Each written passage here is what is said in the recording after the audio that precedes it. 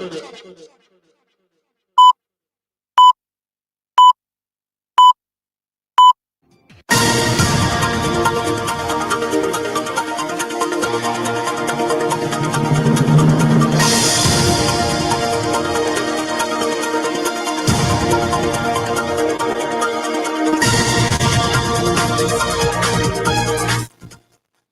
the nation's capital, Monrovia, good afternoon and welcome to King's Newsroom, a 45 minutes news presentation about Liberia, Africa, and the rest of the world. Today is Wednesday, October 15, 2025, and I'm Newton Tokla presenting stories we follow this afternoon. The Liberia National Police cleared suspended Youth and Sports Deputy Minister Bryant Mangill of rape allegations. Gregory Coleman says investigators found no incriminating evidence. Seeking the funeral parlor in Brown County issued 1 month ultimatum to families with overstayed remains at its facilities, claims over 96,000 United States dollars for the environment costs. Maryland County Senator Blair Brown accuses government of undermining Accra Peace Accord and violation of the nation's rule of law. Away from home, a Kenyan police officer stationed at one of the gates of the president's official residence in the capital Nairobi has died after being shot with an arrow, officials have said. Donald Trump's quick trip to Israel and Egypt was as the victory lap he wanted. These plus the news bulletin, our international developments are all packaged. We are taking a very short break. I'll be right back.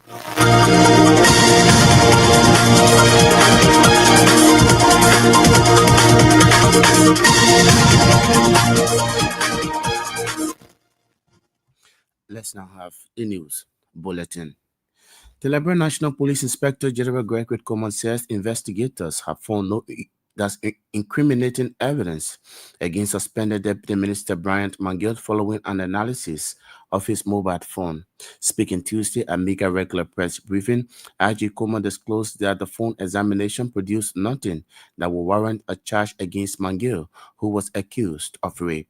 He added that the next phase of the investigation involves DNA testing, but the process has been delayed due to malfunctioning equipment and have requested assistance from a foreign government, but are still awaiting support. Ajit Coleman told the press briefing that Mangill is cooperating well with the investigation, with his passport in possession of the police so as not to leave the country and mobile phones turned over for further screening. With DNA machine in the country not working at the movement to run development, Coleman announced the arrest of 6 individuals in connection with the brutal assault on Prince Yellow, who was reportedly accused of being a motorcycle thief. Security funeral home in Bangat has alarmed over the prolonged stay of 2 deceased persons whose bodies have been deposited at the facility since 2021. Speaking to journalists in Bangalore on Tuesday, the funeral home director, Kennedy Smith, issued a 1-month ultimatum for the families of the bodies to come forward and settle their obligations and give their loved ones a dignified burial. Smith expressed deep concern over the overstay of the corpses, describing it as both emotionally and financially burdensome for his establishment. It disclosed that the funeral home has been keeping the remains of the late Bboard Flomo 32, who died on November 25, 2021 in Kokoya District, and the late Jinkin Gralu 16, who passed away on 5th October 2021 in Palalakbai District. According to him, both families signed contracts authorizing embalmment and agreed to settle all related costs before retrieving the remains for burial. However, nearly 4 years later, the families have failed to fulfill those obligations, leaving the funeral home to shoulder the cost. He estimated the accumulated storage cost has now reached about 96,000 United States dollars for the 2 bodies combined. Smith noted that while he understands the difficult financial situation many families face, his facility cannot continue to keep the remains indefinitely. Maryland County Senator Blair Brown has frowned on bad governance under the Unity Party-led government, terming it as violation of the rule of law. Speaking at the opening of the 42nd section of the Liberian Senate on Tuesday, Senator Brown said continued refusal to adhere to the rule of law undermines the Ghana Peace Accord. According to him, Accra Peace talks about adherence to good governance and the rule of law, something he said the United Party for the past 2 years failed. The senator criticized the continued tenure of the chairperson and co-chairperson of the Governance Commission, who, according to him, have not appeared before the Senate for confirmation in over 2 years. He described their continued service as illegal and a direct affront to the constitutional authority of the legislature. The Maryland County Senator noted that the Governance Commission, initially established to promote democratic reform and good governance, adding that the executive branch thus continued approval of the chairperson and co-chairperson undermined the status of good governance. He called on the plenary of the Liberian Senate to investigate and invite the Ministry of Justice to answer questions why the executive branch continues to disrespect legal and constitutional authority in the country. The former president of the Liberal Council of Churches has underscored the need for President Joseph Boakai to reshuffle the cabinet. Bishop Brown noted that after 2 years of ascendancy, the president has not been able to overhaul his government as a means of ensuring inclusion and rotation. The general overseer of the Apostolic Pentecostal Church International believes the overhauling of the cabinet will bring some new dynamism and inject new strategies in addressing the bread and butter issue and economic challenges of the ordinary people. He claimed that after 2 years, it is time President Joseph Boakai make review of the performances of officials in order to open a new page that will help accelerate social, economic, and infrastructural development by making his vision a reality. According to Bishop Brown, former President George Weah maintained one set of people in governance until the Liberian people became very angry of their performances of certain officials in some position in government.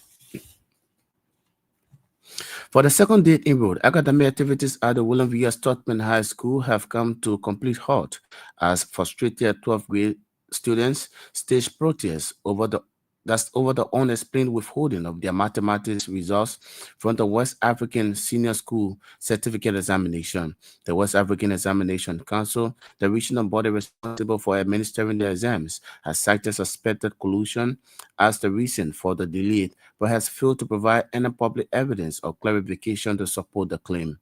The affected student whose graduation depends on the release of these results are accusing WAEC of negligence and lack of transparency. Sando County Senator Augustine Chie has described or has termed the deplorable conditions of schools in Sando County as unacceptable. Speaking Tuesday in section of the Liberian Senate, giving an update from his constituency, Councillor Chie said rapid deterioration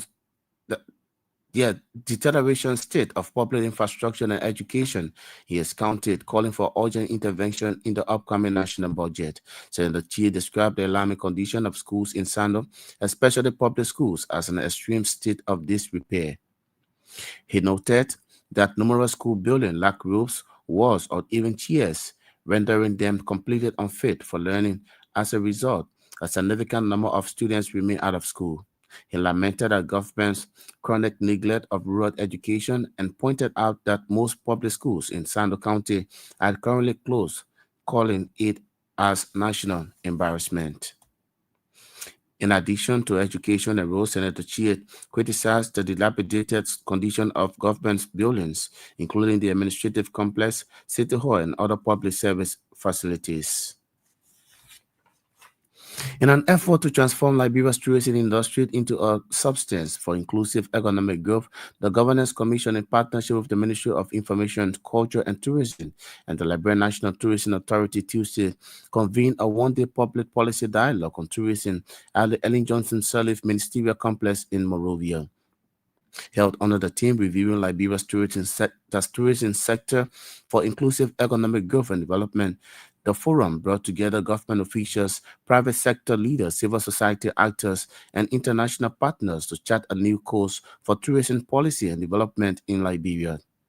In his opening remarks, Professor Alaric Tokpa, chairman of the Governance Commission, described the forum as a timely and strategic platform aligned with Liberia's national development agenda. Professor Tokpa emphasized tourism's potential to create jobs, preserve culture, and reinforce national identity, reflecting on recent high-level cultural exchange with Sierra Leone, noting that it underscores the role of tourism in fostering regional integration and historical recognition. Also in remark, Christopher Onanuga, Director General of the Liberian National Tourism Authority, called on stakeholders to view tourism as more than a recreational sector, but as a vehicle for empowerment, environmental protection, and national transformation.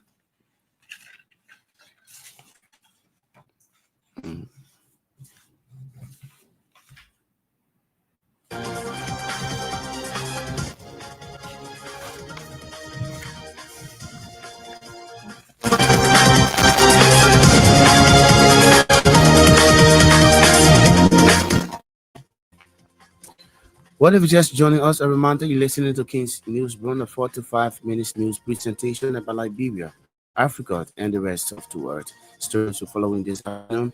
Liberian National Police cleared suspended youth and sports deputy minister Brian McGill of rape allegations. IG Gregory Comas investigators found no incriminating evidence.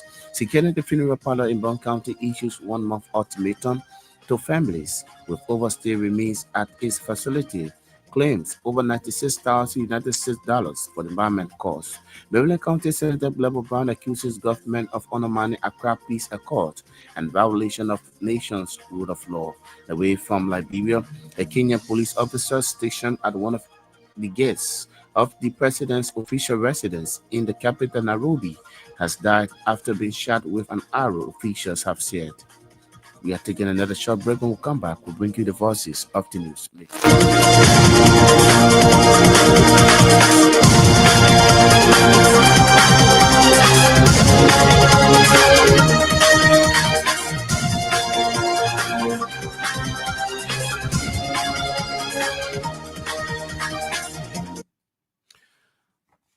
On our first development this afternoon, the Liberian National Police Inspector General Gregory Comas says investigators have found no incriminating evidence against suspended Deputy Minister Brian Mangill following an analysis of his mobile phone. Speaking Tuesday at Mika regular press briefing, IG Comas disclosed that the phone examination produced nothing that would warrant a charge against Mangill, who was accused of rape. On the Brian McGill case, we were at the point where his phone was being analyzed. We had exhausted that of the cell phone tower records, which supported his alibi, and we had two last steps, and that was one, the analysis of his phone, and that of the DNA testing. The phone analysis has come back, and we still have not found anything incriminating in the phone to have him charged. So at this point, the last thing we're looking at will be if we can find any other information from the DNA analysis. Unfortunately, the machines here are not working, so we've asked for help, and we're still waiting for response from the government that we've asked for help on this issue. Let me say this, we're investigators. We cannot allow our personal emotions to lead the investigation. Then basically, we fail. We've already failed. And to a larger extent, I think our emotions have been high for all of us on this particular case. Unfortunately, we just have not been able to establish the probable cause. In this case, I know there was a case cited about Puma versus Republic of Liberia, where this guy was accused by the lady, and yes, he was brought in to answer, and he was charged for his crime. If this had been a case where this girl in an isolated area, in a bush or somewhere, had an encounter with this particular man and said, this is the man, yes, we're arresting for him to come and vindicate himself. What makes this case unique is that there's electronic evidence that contradicts what these claims are. So on the basis of that, we cannot look at an upright contradiction of the evidence and go ahead and make an arrest. I would like to re-echo, no one is above the law. As a matter of fact, Mr. McGill has already been suspended. So if it's his right and dignity as a minister that we're trying to protect, I think by now that has been stripped off him. We should be able to do the needful. Unfortunately, in this case, what the needful is not what everybody else would want to hear. But we're still looking. The investigation is not closed. Something did happen to the little girl, and we'll get to the bottom of it. He's Police Inspector General Gregory Coleman there speaking. The Kennedy Funeral Home in Bangkok has alarmed over the prolonged stay of two deceased persons whose bodies have been deposited at the facility since 2021. Speaking to journalists in Bangkok on Tuesday, the funeral home director Kennedy Smith issued a one-month ultimatum for the families of the bodies to come forward and settle their obligations and give their loved ones a dignified burial. Smith expressed deep concern over the overstay of the corpses, describing it as both emotional and financially burdensome for his establishment. October to November make the both their barrels 4 years. The government try to help the bereaved family by performing autopsies to know the cause of death. Since then, the family member they don't want to take the body. So I decided to have a clearance, to go to the court and have a clearance to bury those two remains at anytime. So I appealed to the family member to please come over and claim the cost from the funeral home. I will not allow them to take the body with all paying the money. And the government responsible. The government will help them to perform atrocities that mean the cause of death. So I appealed to them, ordered them to please come and take the cost from there. Yes, and then the first autopsies, pathology autopsy claim that this particular Big Buffalo was not died by train. The second autopsy man said he would die by what? Train. Two separate reports. No, the Big Buffalo was not died by train. Okay. It was for the fireplace. Okay. From fireplace, they were not killed by plane. By train. I mean, train, right? Okay. The report was the result went to the county attorney along with the family. So I now have no result for Jimmy Valley. So how long has the causes been here for? As I told you, this month and November will make it 4 years for 2 of them. Okay. So 4 years. what you want to be done now? Well, I appeal to them to come for the cops and pay my money, or else I will get rid of them through the court. I'll get rid of the DC through the court. You will bury them? Yes, I will bury them. He's the director at the St. Kennedy Funeral Home in Bangor. Kennedy Smith there speaking. Maryland County Senator J. Blebo Brown has frowned on bad governance under the Unity Party government, terming it as violation of the rule of law. Speaking at the opening of the 42nd section of the Liberal Senate on Tuesday, Senator Brown said continued refusal to adhere to the rule of law undermines the Ghana and Accra peace. According to him, Accra peace talks about adherence to good governance and the rule of law, something he said the Unity Party government for the past 2 years has failed. The senator criticized the continued tenure of the chairperson and co-chairperson of the Governance Commission, who, according to him, have not appeared before the Senate for confirmation in over 2 years. And when we assembled in Accra, why did we fight war? We said it was bad governance. For this reason, the CPA, the Accra Peace Accord, established the Good Governance Commission, which later on became the Governance Commission. But we see today, the Governance Commission is becoming the grounds for the practice of bad governance. For 2 years, we've had the chairman and the co-chairman that have not come to this Senate. In fact, the Supreme Court has ruled that their nomination appointment was illegal. Yet, they are still in that position, managing and executing the body that have been approved by this body. We are going for the 10th year We'll go for the chair budget. These people are still there. I will make so let us communication. For plenary, we invite the Minister of Justice as to why the executive cannot honor and respect the decisions of the Supreme Court of Liberia. The second thing I want to highlight has to do with the applications of the written law. In 2014, our police that were before us passed a law, the harshest law, that to a large extent went against the interest of many in this country. When we came into 2015, we tried to review it. One of our colleagues tried to propose an amendment. Said, given the prevalent rate of rape in our country, babies were being raped, killed. So we said, let's swallow that bitter pill until we can reverse the trend of rape in our country. We see that the Inspector General of Police has introduced a new phenomenon in the application of the rape law. Is asking for DNA test from the American embassy. This country has always trusted the decision of the police in investigation. Why now? So in this application, are we going to have two? I'm almost done. Yes, are we going to have two ways of implementing the rape law? He's Maryland County Senator Blevo Brown is speaking. For the second day in row, academic activities at the William V. S. Totman High School have come to a complete halt as frustrated 12th grade students staged protests over the unexplained and withholding of their mathematics results from the West African Senior School Certificate Examination.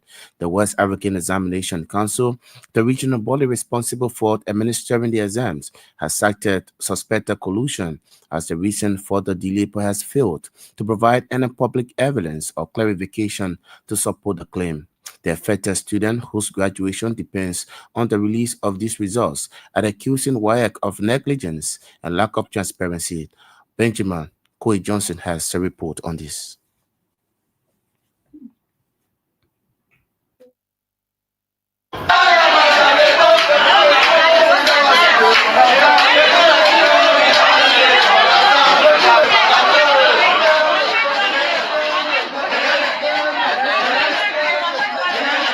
Classes at William V. S. Totman High School in Monrovia have been disrupted for a second consecutive day as outgoing 12th grade students staged protests over withheld examination results.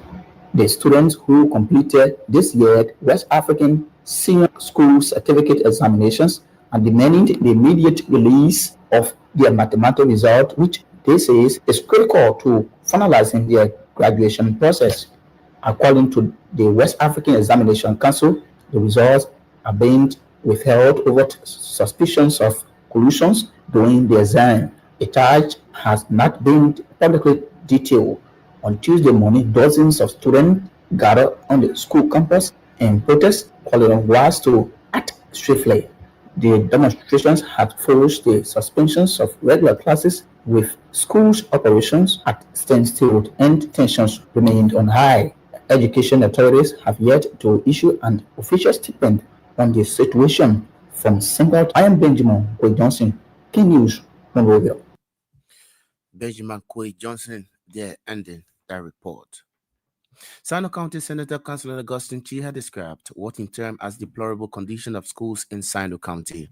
Speaking Tuesday in section of the Liberal Senate, giving an update from his constituency, Councilor Chi said, rapidly deteriorating state of public infrastructure and education he has counted, calling for urgent interventions in the upcoming national budget. Senator Chi described the alarming conditions of schools in Sino, especially public schools, as an extreme state of disrepair.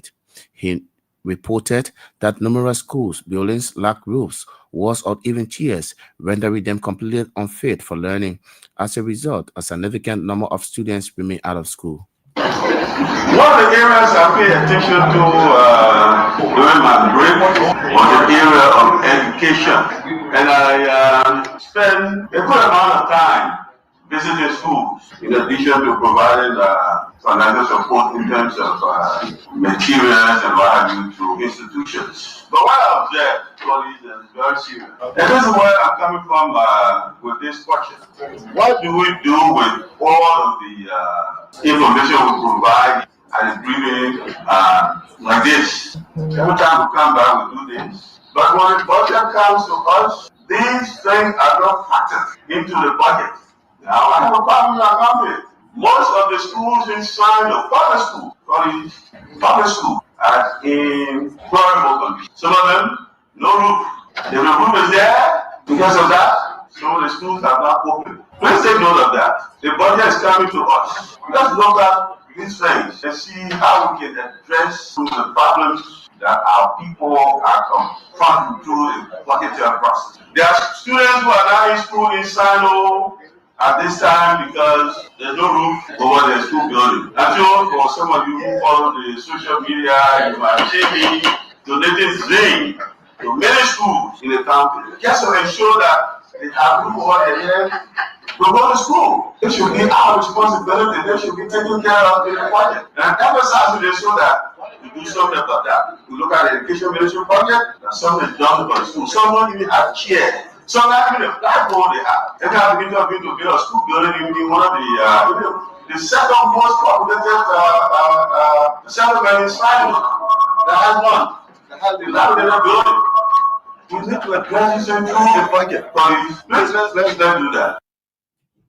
In addition to education and roads, Senator Chie criticized the dilapidated condition of government buildings, including the administrative complex, city hall, and other public service facilities. Senator Chie called on his fellow legislators to move beyond political rhetoric and take decisive action that reflects the living condition of the ordinary Liberians. In addition to that, our city roads, the roads in the city of Greenville, 10 and regional county, go see the roads. They are all in a deplorable condition. I brought that to the attention of the Minister of Public Works, and I spoke with the chair on Public Works about that. He promised to help us.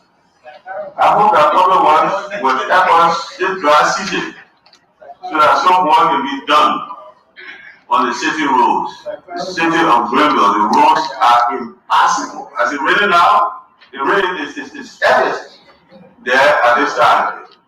Roads are impassable. In the city, I'm talking about the city of Greenville. There's something needs to be done about that. We will look at the problem budget also about how we attend to these infrastructure issues in our country. Not even a concern is the way we neglect public functions. You go to Sino County, the largest public building in the county, which is the administration building, very beautiful building, is in neglect, dilapidated. They have not been maintained for I don't know how many years now. You go to the city hall, same thing. You go to the district district administration building, very beautiful building, nobody using it now. The one the problems are over. Public infrastructure. There's something that we need to do beyond the just talking. The private measure to address this problem through the budget. And for me this time, when the budget comes in, Senator Finley said, I will not vote for any budget. He's Sino County Senator Councilor Augustine Chie. They're speaking. What if you just joining us with the time 1:30? A reminder you're listening to King's News, run the 45 minutes news presentation about Liberia, Africa, and the rest of the world. Stories will follow in this afternoon. Liberia National Police cleared suspended Youth and Sports Deputy Minister Brandon Mangill of rape allegations. IG Gregory Coleman says investigators found no incriminating evidence. Securing the funeral parlor in Bond County issued 1 month ultimatum to families with overstayed remains at its facility, claims over $96,000 United States dollars for the barman cause. Maryland County Senator Blabber Brown accuses government of undermining Accra Peace Accord and violation of nation's rule of law. And away from Liberia, a Kenyan police officer stationed at one of the gates of the president's official residence in the capital, Nairobi, has died after being shot with an arrow, officials have said. Donald Trump's quick trip to Israel and Egypt was the victory lap he wanted. We are taking another short break. When we come back, we continue with the program.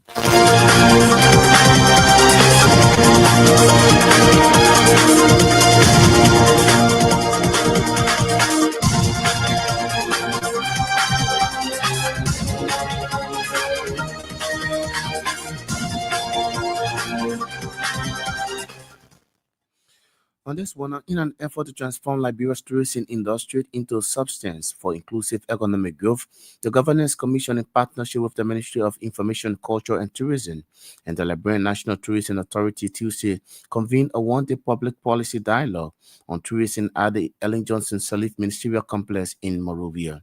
Held under the theme, Reviewing Liberia's Tourism Sector for Inclusive Economic Growth and Development, the forum brought together government officials, private sector leaders, civil society actors, and international partners to chart a new course for tourism policy and development in Liberia. In his opening remarks, Professor Alaric Topa, chairman of the Governance Commission, described the forum as a timely and strategic platform aligned with Liberia's national development agenda. Professor Topa emphasized tourism potential to create jobs, preserve culture, and reinforce national identity, reflecting on a recent high-level cultural exchange with Sierra Leone, noting that it underscored the role of tourism in fostering regional integration and historical recognition. In my capacity as acting chairman of the Governance Commission, I am deeply honored to welcome all of you to this National Tourism Policy Dialogue on behalf of the Board of Commissioners and the Governance Commission family, but particularly on behalf of the public sector formatted area, co-advised and directed by Commissioner Sianen Grasaki, who has led the organization of this policy dialogue. This dialogue is convening for the theme, the review of Liberia's tourism sector for sustained economic growth and development. The Governance Commission, in collaboration with the Ministry of Information, Culture and Tourism, as well as the National Tourism Authority, has organized this forum to look at, among others, government leadership, passenger daily in tourism, a review of tourism tax regime, the digitization of the tourism sector, the Ministry of Information, the Liberian Institute of Statistics and Geoinformation Services, (IGIS), and the Liberian Revenue Authority, among other institutions. This is a gathering of visionaries. It is a gathering of custodians and architects of Liberia's future. Thus today, we massively convene to embrace policy. We gather to reimagine possibilities. Let me therefore express our deepest appreciation to His Excellency President Joseph Mabaka Sr., whose visionary leadership has breathed life into the Liberia Tourism Authority. Passage of the Liberia National Tourism Act under his administration is a milestone in our national development drive, an affirmation that tourism is central to our development mission, our cultural diplomacy, and our global rebranding. So on behalf of the Governance Commission, I extend heartfelt congratulations to the newly appointed leadership of the Liberia National Tourism Authority, with the Honorable Ms. Princess Ibakoko, Director General, and Honorable Mr. Zoba Willoris, Jr., Deputy Director General for Planning, Research and Development. Their appointments mark the dawn of a new chapter, one that calls for bold stewardship, strategic foresight, and unwavering commitment to excellence. Also in remarks, Christopher Onanuga, Director General of the Liberian National Tourism Authority, called on stakeholders to view tourism as more than a recreational sector, but as a vehicle for empowerment, environmental protection, and national transformation. But most we force it if it doesn't want to work well. Today, the room may look as if we're not ready. But what we've done with Liberia, we will increase the employment in all sectors beyond all. This drive is not a singular drive, it's a collective drive. Tourism provides the opportunity for every human being to get two jobs. To first be employed, and then to be unemployed. With simple metrics, we move from step A to step B to C. The Director General Destiny spoke about the sun and the sand that used to be. But with tourism, now environmental determinant and possibility will return sand to glass and gold, and will return garbage into pearls and diamonds. That be understood right now. By the time we teach you how to use $300 to start a business, and in 4 months it starts to earn you $4,000, you will understand. You will understand In agriculture, you have consolidated farms. In tourism, everything is consolidated. You're a wife, you're a businesswoman, you're a mother, but also you could be a mentor. We must first go on Sunday, coming to racism, which is believing in yourself. And we're going to show you how to sensitize, how to orientate, how to brand Liberia, introduce Liberia to the world and market Liberia. You will feel the cool bones in your skin based on what people say about Liberia, and then you will know we're the final destination of choice. This dream did not come by mistake. It is imbibed in the bloodstream of the President of the Republic of Liberia. It is with that the mandate was given to me to establish the National Tourism Authority, and this was done without sentiments or emotions. To our partners, if you ever had a headache and you see your feasibility come to reality based on the pennies you spend, now is the time. Where every time you spend, provide you possibility of $10, and every million you spend will provide you possibility of $1 billion. There is nowhere in the world where tourism in a small country like this will work better. And I will give you a few lines before I get up the stage. In West Africa, with Liberia holding 48% of our hydrocarbon credit, the forest is so rich. And we're going to expose the forest to the youth on what they can do with the forest to empower themselves financially and no longer be beggars. He's Christopher Onanuga, Director General of the Liberian National Tourism Authority. Earlier, you heard the voice of Professor Alaric Tokba, Chairman of the Governance Commission, who spoke earlier. And away from home, a Kenyan police officer stationed at one of the gates of the president's official residence in the capital, Nairobi, has died after being shot with an arrow, officials have said. Police said that on Monday morning, a 56-year-old man armed with bow and arrows approached officers at the gate of State House and was ordered to surrender. Instead, he moved forward and shot PC Ramadan in the ribs. The policeman was immediately taken to hospital but died while undergoing treatment, according to a police statement. The attack has raised questions about possible security lapses at State House in one of Kenya's most heavily guarded locations. Donald Trump's quick trip to Israel and Egypt was the victory lap he wanted. Anyone watching the speeches he made in Jerusalem and Sharm el-Sheikh could be seen as a man luxuriating in power, enjoying the applause in Israel's parliament, and in Egypt, basking in the feast that so many heads of state and government had flown in. One veteran diplomat in the room said it looked as if Trump saw the role of the world leaders there as extras on his film set. On that note, I would like to go home this afternoon on this edition of the program King's Newsroom, a 45-minute news presentation about Liberia, Africa, and the rest of the world. But just before we go home this afternoon, let's remind you of stories we've been following. Liberian National Police clears suspended Youth and Sports Deputy Minister Brian Mangill of rape allegations. IG Gregory Coleman says investigators found no incriminating evidence. The Kennedy Funeral Parlor in Brown County issued 1-month ultimatum to families with overstay remains at its facility, claims over $96,000 United States dollars for environment costs. Maryland County Senator Blebo Brown accuses government of undermining Accra Peace Accords and violation of the nation's rule of law. Away from Liberia, the Kenyan police officer stationed at one of the gates of the president's official residence in the capital, Nairobi, has died after being shot with an arrow, officials have said. Donald Trump's quick trip to Israel and Egypt was the victory lap he wanted. These are stories to follow here this afternoon on King's Newsroom. I would like to say many thanks to all of our reporters, correspondents, news editors who helped in making this package. Our sources, Janet Pesima sat at controls and coordinated the sounds. Better still join us this evening at 6 o'clock, at which time we will be here with another edition of the program King's Newsroom. My name is Newton Tokwa. Thanks for listening and watching. Good afternoon.